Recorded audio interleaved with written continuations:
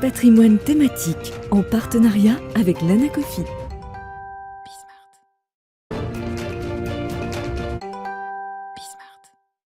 Et on commence donc avec patrimoine thématique. Un patrimoine thématique, je le disais en introduction, consacré tous les vendredis au monde de l'art. On essaye avec Sybille Aoudjan, journaliste spécialisée sur les questions d'art au sein de Bismart, de mettre l'art à la une. Bonjour Sybille. Bonjour Nicolas. Bienvenue sur ce plateau. Alors, par quoi commence-t-on pour parler de cette semaine dans le monde de l'art ?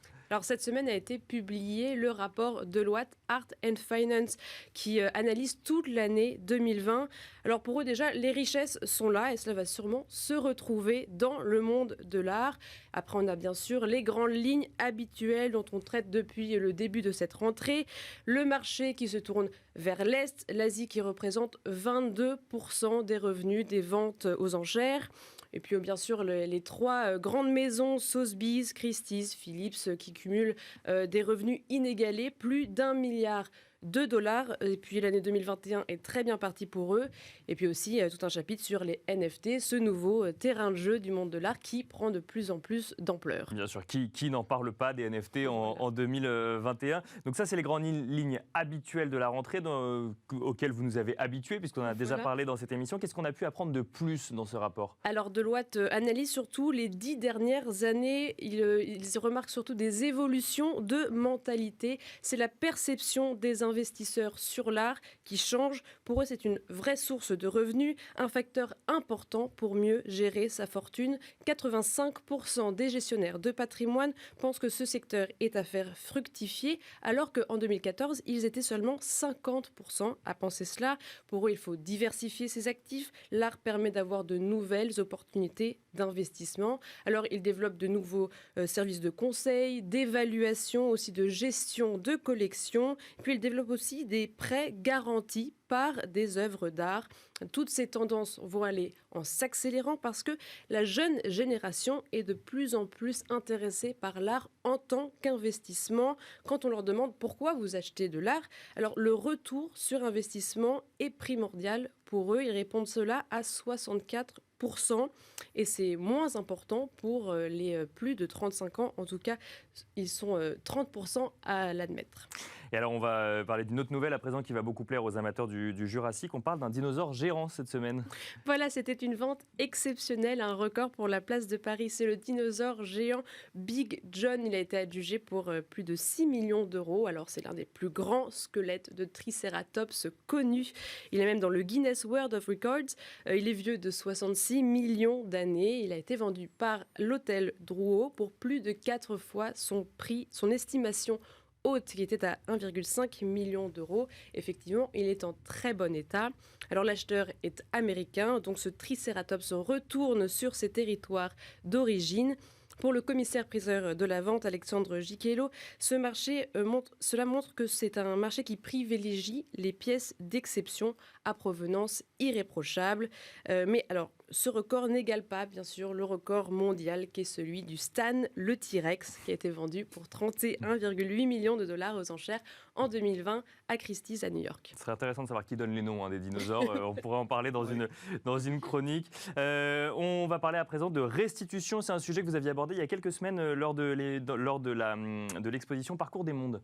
Voilà, en fait, donc au Quai Branly, en ce moment même, a lieu l'exposition des 26 œuvres qui retourneront au Bénin. Ce sont des statuettes, des trônes, des objets royaux, un butin de guerre par les troupes françaises lors du sac du palais d'Abomey en 1892. Alors le sujet des restitutions a été remis sur la table par Emmanuel Macron en 2017 lors d'un discours au Burkina Faso. Il annonçait sa volonté de restituer les œuvres au patrimoine africain. Plus exactement, il disait « Le patrimoine africain doit pouvoir être exposé en Afrique ». Alors, les sujets des restitutions fait un petit peu grincer les dents du Sénat en ce moment parce que normalement, une restitution doit être validée, approuvée par le Parlement en vertu de l'inaliénabilité des collections acquises par des musées. C'est-à-dire que c'est l'impossibilité de vendre des biens conservés par des établissements culturels nationaux. Sauf que là, l'ordre n'est pas forcément très bien respecté. Les décisions diplomatiques passe avant le Parlement. Et quelle réaction du Sénat alors, Sybille ? Alors le Sénat dénonce des restitutions en catimini et va faire une proposition de loi pour encadrer tout cela. Il propose un conseil national de réflexion sur la circulation et le retour de biens culturels extra-européens. Tout cela serait mené par une instance de 12 membres qui pourrait être saisie par des États étrangers s'ils en font la réclamation. Puis aussi d'un autre côté, on peut avoir des collectionneurs qui peuvent être inquiets s'ils veulent prêter leurs œuvres à des musées et aussi ils pourraient être plus frileux pour de futures acquisitions. Merci beaucoup Sybille Aoudjan d'avoir mis à l'honneur les actualités du monde de l'art cette semaine. On reste dans le monde de l'art, on va parler du BAD, du Bordeaux Art Plus Design. Et pour cela, nous avons le plaisir de recevoir en plateau Jean-Daniel Compin. Bonjour Jean-Daniel Compin. Bonjour. Bienvenue sur ce plateau. Vous êtes le cofondateur et commissaire général de BAD Plus, donc Bordeaux Art Plus Design. Vous avez été avant, je le rappelle rapidement, directeur général du pôle culture, luxe et loisirs du groupe RID pendant 20 ans, donc une expérience dans l'organisation d'événements ou d'expositions. BAD Plus, ça n'est pas sans rappeler le Paris Art Plus Design. Il y a un lien entre les deux, il y a ou c'est deux événements distincts? Alors d'abord, il n'y a aucun lien. Je connais bien le PAD, évidemment. Il n'y a aucun lien. La première différence, déjà, c'est que ce n'est pas à Paris. D'accord, c'est à Bordeaux, comme son nom l'indique. C'est à Bordeaux, comme son nom l'indique. La deuxième, c'est qu'on ne couvre pas tout à fait les mêmes secteurs, on n'a pas tout à fait la même approche. Par exemple, je pense qu'a priori, il n'y aura pas d'art premier, comme il y a au PAD. Et l'objet de BAD, c'est d'avoir une ouverture sur plus de jeunes artistes, d'artistes émergents, y compris dans le design. Alors, je vois que vous parlez beaucoup du design, mais le design qui sera présent, bien sûr, à Bordeaux, sinon on ne l'aurait pas mis, ne sera pas la partie la plus importante. Et puis après, il faut se mettre d'accord sur ce qu'on entend par design. Il y a le design historique, le design contemporain, etc. Ça, c'est encore un autre débat, mais c'est un secteur que je connais relativement bien, bien que ce ne soit pas mon métier.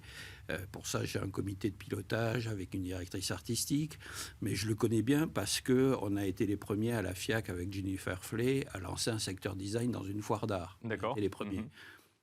Et des grandes galeries de design historique, il n'y en a pas tant que ça. Et la plupart sont françaises, du reste. On peut être assez fier de ça. Et il y a beaucoup de grands designers français, pas que, bien sûr. Donc ce ne sera pas la plus grosse partie de BAD+, mais il était quand même important qu'il y ait une partie design dans ce salon. Mais bien sûr, parce que c'est aujourd'hui, il y a une appétence pour le design sur le marché de l'art, et on le voit partout, hein, sur le marché, sur les foires, etc. Aujourd'hui, le design est vraiment considéré comme une démarche artistique, que ce soit une œuvre unique ou pas, du reste. Hein. Mais aujourd'hui, vous avez beaucoup de collectionneurs qui sont des collectionneurs qui achètent de la peinture, de la sculpture, etc., qui achètent aussi du design, parce qu'il y a des objets qui sont vraiment des œuvres d'art. Mais c'est une tendance qui est assez récente, hein, c'est pas si vieux que ça. Hein. Et par rapport à PAD, donc ça c'est un salon qui a presque 25 ans d'histoire. Là, vous créez un nouveau salon. Qu'est-ce qu'on apporte aujourd'hui quand on crée une nouvelle foire? Qu'est-ce qui est différent pour s'adapter, bien sûr, à la nouvelle génération Alors ça, c'est une très bonne question que, évidemment, tout le monde nous pose, parce qu'il faut quand même savoir que sur le marché de l'art, il y a plus de 300 salons dans le monde. Donc il y en a, selon moi, avec le recul, au moins 200 qui servent à rien. Donc on pourrait me reprocher, et c'est une question auquel j'ai déjà eu droit, pourquoi un salon de plus? Bon, la réponse, elle est relativement simple, c'est que de plus en plus aujourd'hui, et je connais beaucoup de collectionneurs évidemment, de plus en plus les grandes foires bougeront pas à condition qu'elles évoluent. Et quand je parle des grandes foires, c'est FIAC, Art Basel, Frieze, etc. Bon. En revanche, faire des foires en région, ça a un intérêt limité. Sauf, et c'est ce que nous allons faire, sauf si vous en faites une foire internationale. Et c'est la raison pour laquelle on est à Bordeaux. C'est pas parce que je suis bordelais. Je regarde la faisabilité du projet avant tout. Mais connaissant bien Bordeaux, Bordeaux est, après Paris, la seule grande ville française connue dans le monde entier. tous les week-ends, vous avez des jets privés qui arrivent avec des Américains, des Allemands, des Italiens, etc., qui viennent acheter du vin. Oui, c'est ce que j'allais dire, c'est pas forcément connu pour le monde de l'art, pour le coup, c'est connu plus pour le monde viticole. Oui, sauf que c'est en train de changer. Et ça, parce que, pour vous donner un exemple, le CAPC à Bordeaux, qui est un centre d'art contemporain, a été un des premiers à être créé en France avec Villeurbanne, et il va y avoir 50 ans. Donc l'art contemporain à Bordeaux est très présent. Et les galeristes, et notamment les grands, savent très bien qui sont les grands collectionneurs à Bordeaux. Moi, je les connais aussi, bien sûr. Quand vous allez dans des grandes propriétés, je ne vais pas citer de nom pour ne pas me fâcher avec qui que ce soit, Bien sûr. mais les collections que vous voyez dans les vignes, l'art dans les vignes, c'est un thème qu'on a repris du reste dans notre Pourbade, c'est extraordinaire. Et il y a un potentiel, et certains d'entre eux que je connais bien me disent, en fait, c'est une capacité d'attraction. Les gens viennent pour voir nos collections, et en repartant, souvent, ils achètent du vin. Bon, il faut savoir qu'il y a 131 grands crus classés à Bordeaux, donc qui ont certains moyens, et vous avez à peu près 7000 propriétés qui sont tous des clients potentiels. Et pour vous, les territoires, en tout cas, il y a beaucoup de potentialités dans les territoires pour pouvoir diversifier les foires et faire de Paris, que ce soit moins centralisé en tout cas. Mais c'est ce qui est en train de se passer, hein. C'est ce qui est en train de se passer. Alors après, faut avoir vraiment une différence, et puis il faut être capable aussi de démontrer qu'il y a un potentiel. Comment on peut marquer la différence ? La différence, c'est dans l'approche qu'on peut avoir. Déjà, nous, le thème qui a été choisi par les directrices artistiques, c'est l'axe de la modernité. La modernité, elle a démarré dans l'art. Elle a démarré quand ? Elle a démarré à l'ère industrielle, avec l'art nouveau, l'art déco. Et donc, on couvre cette période jusqu'au design contemporain. Ce qui me paraît plus intéressant aujourd'hui, c'est plus le design contemporain que le design historique, qui est déjà très couvert, connu, etc. Justement, et très cher. Qu'est-ce qu'on peut donner comme limite au design ? Parce que c'est vrai qu'on peut penser à plein de choses. Tout meuble en soi peut être du design. Qu'est-ce qui est... Oui, non, on fait pas le salon. Je suis un petit peu provocatrice. Mais... Non, mais ça ne me gêne pas. Non, mais on ne fait pas le salon du meuble. C'est ça votre question. Je voulais avoir votre point de vue, du coup. Non, mais alors d'abord, il faut savoir que les galeries qui seront présentes à Bâle sont sélectionnées par le comité, d'accord ? Auquel je ne participe pas. Je n'ai pas cette légitimité, moi, artistique, pour dire ça c'est bien, ça c'est pas bien. Je peux avoir un avis, mais je n'interviens pas là-dessus. Donc, ce qu'on va privilégier, c'est plutôt des pièces uniques et plutôt des jeunes designers. Mais vous pouvez avoir, et ça a été le cas dans le design historique aussi, des pièces qui ont été éditées à 5 exemplaires. Et qui ont été vendus à des prix totalement astronomiques. Ça veut dire que le design, c'est pas forcément un objet unique, ça peut être créé en série, être considéré quand même... Non, pas en série, mais en plusieurs exemplaires. Non, d'accord. Ouais. Ça peut être créé en plusieurs exemplaires, mais c'est pas forcément ce qui va nous intéresser le plus. D'accord. On cherche quand même l'unicité de l'œuvre. Bien sûr. Et aujourd'hui, vous avez voulu saisir quand même l'explosion du design. C'est quand même des ventes qui se font très bien en ce moment. Oui, non, mais c'est pas ça qui m'a amené à créer BAD. Hein. Ça n'est qu'un segment de marché, certes intéressant, mais les chiffres que vous rappeliez tout à l'heure, que je connais et qui sont aussi dans le rapport d'Art Basel, quand vous regardez les volumes, si on ne s'intéressait qu'au design à Bordeaux, je pense que ça serait prendre un énorme risque, ce qu'on ne fera pas du reste. En revanche, qu'il y ait une partie design qui fait pour nous partie de l'art contemporain, oui, mais c'est pas là-dessus qu'on mettra l'accent. Vous savez, les collectionneurs, quand vous discutez avec eux, ils vont d'une façon moins systématique aujourd'hui pour des raisons qu'on connaît, de pandémie, etc. Mais aujourd'hui, ils sont un peu lassés, ce qu'on a appelé la faire fatigue. Qui, à mon avis, va disparaître un peu à condition qu'on soit un peu novateur dans la manière de faire les salons. Quand vous discutez avec les collectionneurs, ce qui les intéresse, c'est de découvrir de nouveaux artistes. Et ils étaient lassés des œuvres qu'ils voyaient, l'affaire fatigue, c'était... Non, c'est pas tellement ça, c'est que moi évidemment, j'ai regardé quand vous prenez les trois grandes marques, hein, en gros, ça représente à peu près 1500 galeries. Vous retrouvez quasiment toujours les mêmes. Oui. Ah, quel que soit l'exposition. En plus, parfois, il y a des œuvres qui n'ont pas été vendues à la foire précédente qui sont servies, etc. Bon, ceci dit, ça reste des rendez-vous extrêmement importants pour les collectionneurs et pour les institutions. Ça, c'est une certitude. Donc comment on fait pour se démarquer alors par rapport à ça? En ayant une approche plus basée sur la découverte, avec des galeries. Moi, si je vais prendre, je vais pas citer de nom, mais si des grandes galeries parisiennes que je connais très bien veulent venir à Bordeaux, dont 3 que je connais particulièrement bien, qui fournissent les grands collectionneurs bordelais, je vais pas leur dire non.